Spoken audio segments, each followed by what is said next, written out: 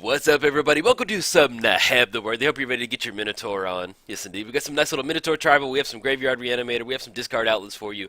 We have a whole bunch of fun stuff. But first, let's jump into Neheb. So, we are playing Neheb. He has first strike. Other Minotaurs you control have first strike. And as long as you have one or fewer cards in your hand, Minotaurs you control get +2/+0. Whenever Neheb the Worthy deals combat damage to a player, each player discards a card. So basically, with my build of Neheb, what we're going for is we have a few different themes in here. We have Minotaur tribal. We have discard outlets, so we can get that active +2 for all of our Minotaurs. We also have some Reanimator, and we have some kind of painful discard stuff for our opponent whenever they're discarding cards.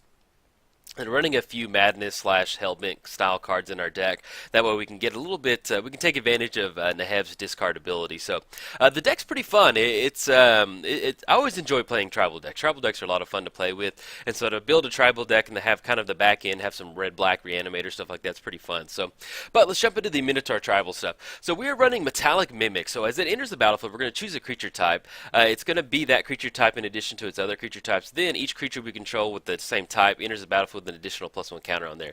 This is a really cheap, there's not a whole lot of Minotaur Lords out there, so you're gonna have to run stuff like Metallic Mimic, and plus it's only a 2-drop, so you get it down, and then a lot of your Minotaurs start coming in at about 3, so it stays on curve for your Minotaurs, and they're gonna enter the battlefield with that additional +1 counter in there. And then when you get to the spots where you're going Hellbent, or you only have one card in hand, and you have an active Neheb with getting that +2 in first strike, it's pretty good. So we're also running Adaptive Automaton, the original, just colorless Tribe Lord. As it enters the battlefield, choose a creature type. I've played so many games with Adaptive Automaton, just naming random tribe stuff in the past. It's just always funny seeing them. Anyway, as he enters the battlefield, choose a creature type. Adaptive Automaton is the chosen type in addition to its other types. Then other creatures you control of the chosen type get +1/+1. So basically, it's just a nice little static effect for all of our other Minotaurs. Once again, get them down, and once we have the active Hellbent from Neheb, we'll get that +2 in first strike, start swinging in. Now, some of these Minotaurs, I'm not covering all the Minotaurs that we're playing. I'm just highlighting some of the key ones that really stood out during some of my gameplay videos. So this is mainly what I'm doing with this video, is highlighting the key Minotaurs. We probably have around 5 or 6 that are just in the deck. Some of them are just Bloodthirst style Minotaurs, or they're just basically just kind of spot fillers. They're not really something I really want to highlight, so you can kind of change it around as far as your deck goes. We're also running Felhide Petrifier, so it has Death Touch, and then other Minotaur creatures you control have Death Touch. So really important, because once Neheb gives them first strike, other Minotaurs you control have first strike. You get down get the Petrifier down, and you can basically start taking your opponent's creatures out. So really good card in the deck. We're running Rageblood Shaman. It has Trample. Other Minotaur creatures you control get +1 and have Trample. So. And it's only a 3-drop, so you get that +1/+1 and trample is actually pretty good. We're also running Rage Monger. Minotaur spells you cast cost black and red less to cast. Now that's going to be black and red colored mana. So you get into spots where you can get down the Rage Monger. You can follow up with Neheb the next turn for only 1 colorless mana. And then and I think there was another time where I had like the Minotaur Explorer out there. Whenever it enters the battlefield, sacrifice unless you discard a card at random. So we can just get it down for 1 colorless mana. So it's really good. We're also running Fanatic of Mogus. Whenever it enters the battlefield, it deals damage equal to each opponent, equal to your devotion to red. We've got a pretty, a lot of these Minotaurs cost a double red, so running Fanatic of Mogus in here is pretty good. I mean, you'll kind of get in you'll get in a nice little chunk of damage with that. And especially we're running a really light, like just a few stack effect enchantments in here, so it's another way for us to kind of get that nice little Fanatic red devotion bonus.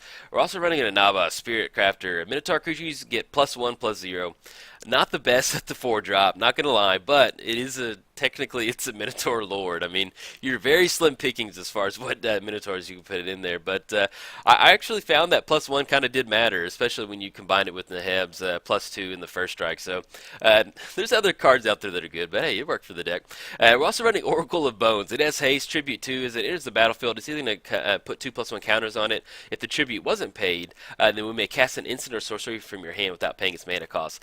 Most of the time, you're going to end up with a like a 5/4 or Minotaur Shaman that's going to have haste that you can swing in with. Every once in a while, they're not going to play the tribute. You can cast an instant or sorcery. We really don't have that many payout cards in our hands, so but most of the time your opponents usually go for the counter, so it's really nice just to have a 4 mana 5/4 beat stick for that. We're also running Tangarth. It has vigilance, and whenever it deals combat damage, whenever it deals damage, no, excuse me, uh, colorless and a red, it deals damage equal to its power to target creature. That creature deals damage equal to its power. So basically, it has the fight ability, and it has vigilance. So you can swing it for 4, and then on the second main phase, depending on what creatures are left over, you can activate it and deal its damage equal to that creature and kind of destroy it. Or if you need to get into spots where you just need to deal lethal damage to a certain creature to get it off the battlefield, you can have them fight and they kind of swap like that. We're also running the War Caller. Minotaur creatures you control have haste. Whenever a Minotaur you control attacks, it gets +2 until end of turn. So once again, there was plenty of times where we just, you're looking to dump as many Minotaurs out of your hand as you can, just coming in hot. And that +2 whenever they attack was a really nice little added bonus. There's a couple games where I was able to close it out with that. All right, would not have a Minotaur deck without this card right here, man. It's just the artwork is bizarre, and it's just, I don't know, I love it. All right, for 3 mana, you may put a Minotaur permanent card from your hand onto the battlefield. Yeah, I mean, pretty solid. It's a pretty good card. You can't really build the deck with. I mean, you can build it without it, but I mean, yeah, you got to run that in there. Pretty cool card. We're also running Cover of Darkness, fitting on with the tribal theme. As it enters the battlefield, choose a creature type. Creatures of the chosen type have fear. Most of the time, you're going to name Minotaur with this. There was a game where I had Pack Rat, and we had a bunch of pack rats out, and I kind of drew this Cover of Darkness late game. So I did name Rat off of this one. That way you can get them in there to start swinging in. But yeah, other than that, most of the time you're going to name Minotaur, and it's just a way for us to kind of edge out. We're just going to be pushing in every single turn, and since Minotaurs are not the best tribe in Magic, you need every little bit of help that you can get. That covers the tribal part. And now let's go on to the discard outlets, stuff that we can enable the Neheb's 1 or fewer cards to get that +2 bonus. Running Pack Rat. This is just a great value creature. Its power and toughness equal to the number of rats you control. 3 mana, discard a card, create a token that's a copy of Pack Rat. So basically, get this down on turn 2, just start chunking cards out of your hand, keep getting more Pack Rats, and it's really going to add into your bonus of swinging in and helping you get to that 1 card or less for Neheb. We're also running Putrid Imp. Let's say that we've gotten into the spots where we have a bunch of Minotaurs out there, and we just need to get that last little minute Neheb's ability to kind of get a nice little alpha swing. Running Putrid Imp, discard a card, it gains flying till end of turn. Then if it has Threshold, it's going to be +1/+1, it can't block. But mainly, there's just, as I kept playing, I didn't have just a full, completely discard outlet just to chunk everything out of my hand. So having Putrid Imp in here allows us to kind of basically dump our hand out and get into spots where we can activate Neheb. And then we're also running a lot of Reanimator stuff in here, so it's kind of nice, not a lot, but just a few key Reanimator cards. So it's pretty good for us to just kind of dump key creature cards in the graveyard too. We're also running Key to the City. You're going to be able to tap it, discard a card. Up to 1 target creature can't be blocked this turn, which allows us to swing in for Neheb to get that triggered ability of discarding a card. And then whenever Key to the City becomes untapped, you may pay 2 if you do draw a card. So it's a good way for us to get in with Neheb, make them discard a card, and then we can untap on our next untap step, pay 2 and draw another card, see if we can't get into something else. We're also running Necrogen Mist. At the beginning of each player's upkeep, that player discards a card. Once again, this is just a way for us to keep our hand low, keep our opponent's hand low, to where we're just basically just fighting with whatever kind of board state we've developed. Okay, now that's our discard outlets. We're running onto the Reanimator package. There's not a super heavy Reanimator package in here, just because you're looking to just kind of get all your creatures out. But we are going to be chunking creature cards into the graveyard. So we're running Phyrexian Reclamation for 2 mana, pay 2 life, return target creature card from your graveyard to your hand. Let's say we swung in with the key Minotaur and it got killed at the end of the turn. We can bring it back to our hand, recast it, or just kind of reset on the board state that we've developed. We're also running Victimize.